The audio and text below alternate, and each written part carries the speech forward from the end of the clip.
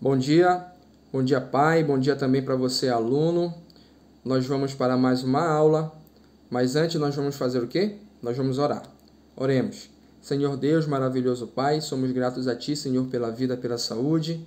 Te agradecemos também, Senhor, pela Tua proteção. Continue nos abençoando, em nome santo de Jesus. Amém. Turma, nós vamos para mais um capítulo novo, capítulo 6, que fala sobre a Revolução Francesa. Nós vamos trabalhar até certo ponto, né? Por isso que está a parte 1. Então, aí nós vamos trabalhar esse processo revolucionário, tá bom? Na aula retrasada, nós trabalhamos ainda o processo de independência dos Estados Unidos, né? Nós vimos que foi muito importante porque eles queriam liberdade política, liberdade econômica, e teve ali algumas ideias, né, ideias iluministas que influenciou fortemente esse processo de independência. Será que essas ideias iluministas vão estar presentes também na Revolução Francesa? Nós vamos ver isso agora, tá certo? O livro ele apresenta para a gente alguns tópicos, tá certo? Aí nós temos então aqui episódios dramáticos, né? Por quê, professor? Porque durante esse processo revolucionário aconteceram alguns episódios, né? Conflitos, né? Entre movimentos, entre o governo absolutista. Então isso foi marcando, né, esse processo revolucionário. Por isso nós temos aqui, ó, que relatou cenas fictícias descritas anteriormente, né, guardadas as devidas e fundamentais proporções, remete a um acontecimento real ocorrido em um dos mais famosos processos revolucionários da história do mundo ocidental, que nós chamamos de Revolução Francesa. A Revolução Francesa, então, marcou, né, vários momentos desse processo. Uma delas foi o que, professor?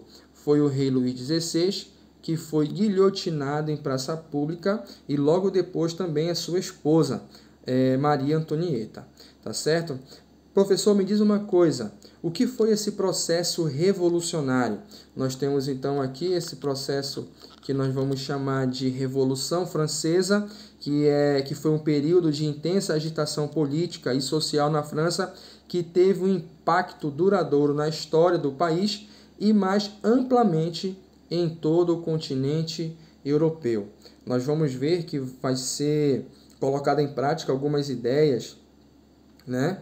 E a partir daí vai haver conflito com o governo absolutista, né? Esse governo que aí permaneceu por vários anos, mas a partir de algumas práticas, né, de algumas ações, vai gerar insatisfação à população, tá? E vai gerar então uma agitação, né, uma intensa agitação política social na França. Tudo bem?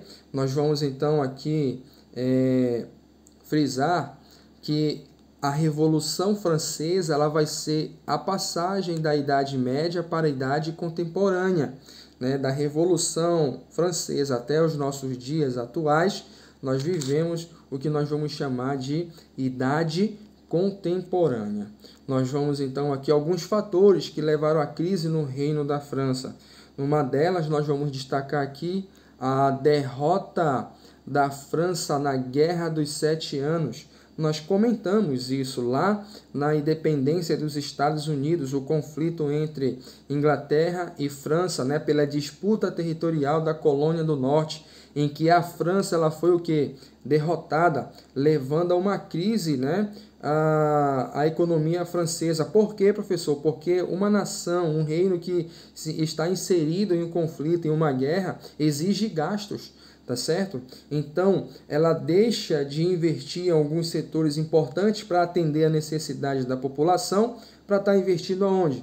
No conflito, na guerra, tá certo? Sendo que a França, no finalzinho, né, do processo revolucionário, do processo da independência dos Estados Unidos, ela apoiou os estados contra a Inglaterra, né? Então, ela mais uma vez se envolveu, o que vai gerar mais crise econômica para a França.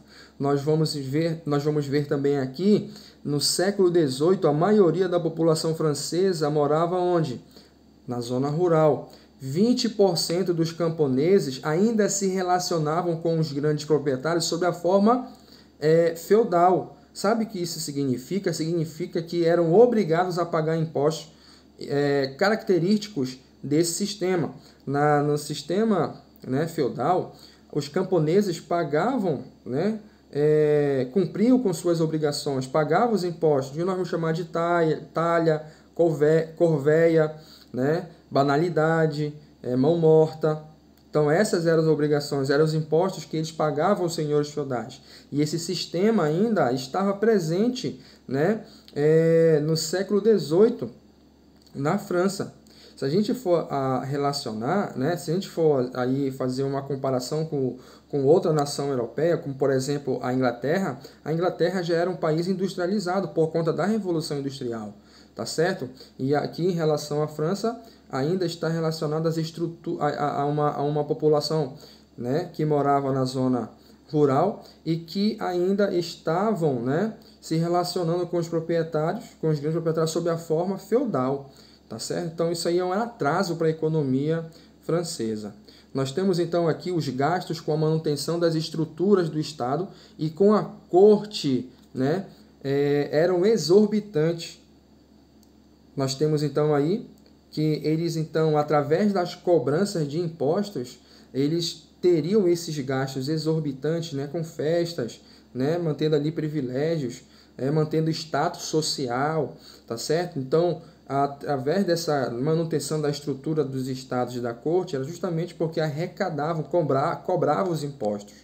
Nós temos aqui também problemas climáticos que provocavam perdas nas colheitas, né? Isso significa que provocavam perdas, assim também os alimentos que eram insuficientes eram levados a preços muito altos, né? Eram levados a preços muito altos. Então, isso gerava um problema, tá certo? Para a população e também gerava problema para a economia francesa. Na política, nós temos aqui o seguinte, ó, a monarquia francesa procurava manter o absolutismo a todo custo. O que significa, professor? A cada crise que a França apresentava, ela colocava algumas estratégias, né, para poder manter o absolutismo no poder. Só que isso vai fazer com que gere a insatisfação da população. Mas isso nós vamos ver um pouquinho lá para frente, tá? Nós temos então aqui, ó, professor, me lembra um pouquinho o que seria esse absolutismo, o que seria esse governo absoluto, né? Nós temos então aqui, ó, uma teoria política que defende que alguém, né, ou seja, em geral o monarca, o rei, tá, deve ter todo o poder o quê? Absoluto, né? E isto é, independente de outro órgão. Isso significa que o rei, ele está acima de tudo, ele está acima de todos, ele tem a concentração de poderes em suas mãos. Isso significa, então, absolutismo, o governo absolutista, tá? Então, o rei tinha todo o controle da sua nação. Logo, além desses que nós apresentamos, tá certo? Nós temos aqui o sistema tributário era profundamente distorcido, pois isentava exatamente aqueles que tinham o quê? Melhores condições de pagar impostos. Quem eram esses, professor? A nobreza, né? Que eram donos de muitas terras, riquezas, tá? Eram protegidos direta ou indiretamente pelo rei, né? Que queria apoio também da nobreza e queria manter, né, a todo custo o absolutismo.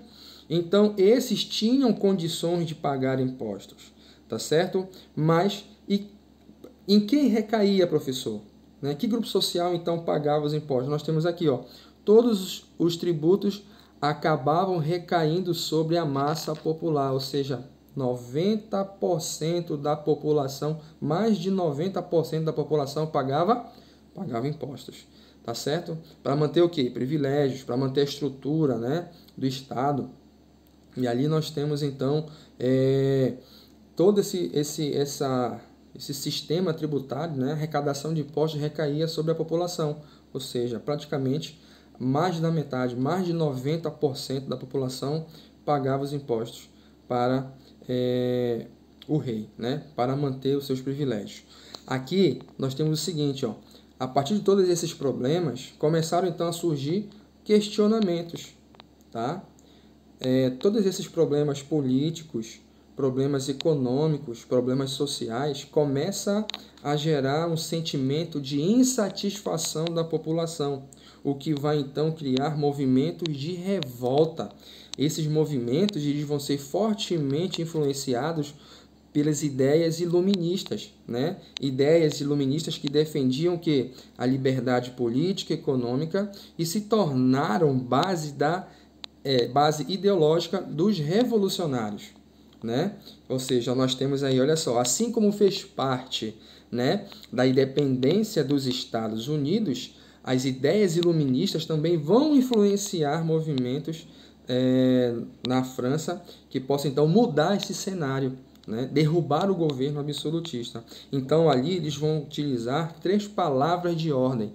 O que nós temos então aqui é liberdade, igualdade e fraternidade, né? Ou seja, nem todos tinham que liberdade de se contrapor a alguma liderança, né? Algumas lideranças, principalmente de questionar as decisões do rei, né? Não havia igualdade, principalmente relacionado às leis, né? Ou seja, por exemplo, quem estava isento de pagamento de impostos era a nobreza e tinham condições de pagar, mas essa arrecadação, né? Essa cobrança de impostos recaía sobre quem?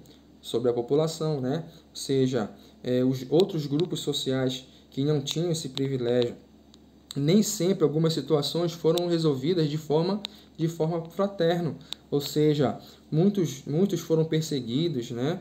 Muitos ali sofreram perseguições e a partir daí não tinham como, né, negociar com o rei, dialogar com o rei, então não havia fraternidade. Então esses movimentos que surgiram, né, com essa insatisfação por conta dos problemas políticos, econômicos e sociais, tiveram então influência das ideias iluministas, certo? Nós vamos ver aqui então a sociedade francesa e suas divisões. Nós temos aqui a sociedade francesa, né? Estava dividida em 3 ordens sociais. Aí nós temos então aqui o primeiro estado, o segundo estado e o terceiro estado, tá bom? Nós temos então aqui o primeiro estado que vai ser representado pelo clero, né? Ou seja, representantes da igreja tinham grande influência sobre o estado e a maioria dos cidadãos, tá certo? Então, eles representavam 1% da população francesa, tá certo? Nós temos então aqui o segundo estado, tá certo? Que é representado pela nobreza, ou seja, muitos deles eram extremamente poderosos e viviam junto ao rei no palácio de Versalhes, tá bom? E representavam o quê? Representavam 2% da população.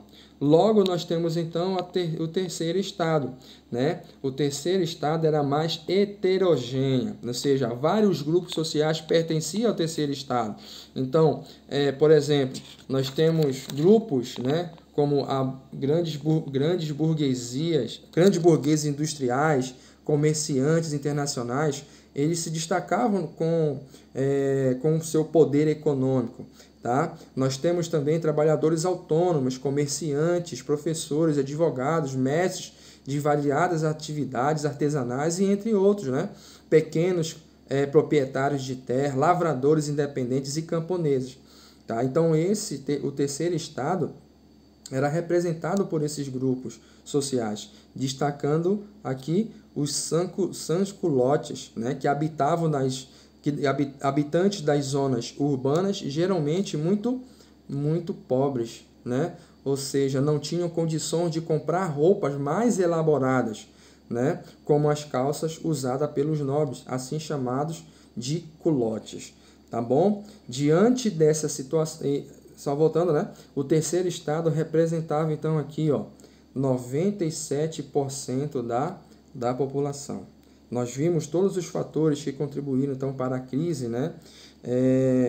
Econômica, política, social. E nós temos então aqui os grupos sociais, né? que estava dividido em 3 ordens, em primeiro estado, segundo estado e terceiro estado. Aqui nessa imagem nós temos então aqui, ó, o que representa, né?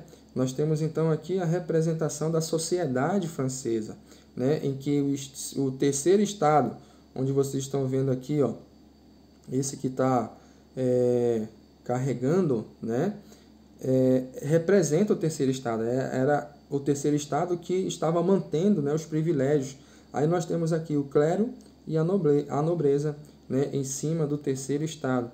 Ali nós temos então aqui a representação, né, através dessa imagem da sociedade francesa. O terceiro estado e o primeiro, segundo, né, que estava ali então sendo apoiado, né, ou seja, através de pagamento de impostos, o terceiro estado.